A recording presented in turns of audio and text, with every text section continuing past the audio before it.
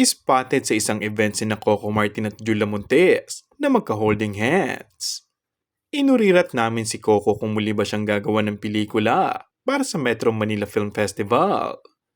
Hindi ko pa sure. Alam mo naman ang pelikula natin ngayon. Ang hirap. Kahit na film fest kasi, kailangan pa rin pag-isipan ng concept. Ang hirap mag-produce ng pelikula ngayon. Halos hindi kumikita. Kailangan talaga ay magtulungan tayo para makabangon ng pelikulang Pilipino. Sambit ni Coco. Kung gagawa ba siya ng pelikula, sino yung gusto niyang makasama?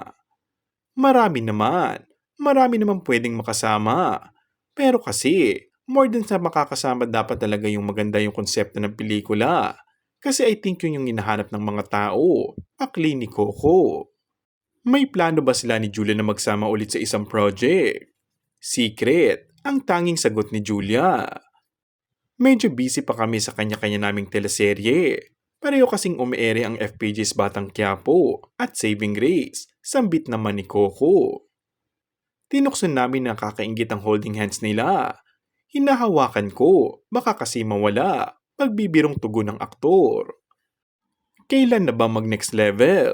Ang ano po? At sabay iwas sa tanong, at nagpaalam na si Coco sabay sabing thank you. Halatang umiiwas ang dalawa kapag pinag-uusapan na ang tungkol sa kasal nila. Napaghahalataan tuloy na umunong parang anytime ay manggugulat na lang ang dalawa sa kanilang nalalapit na kasal.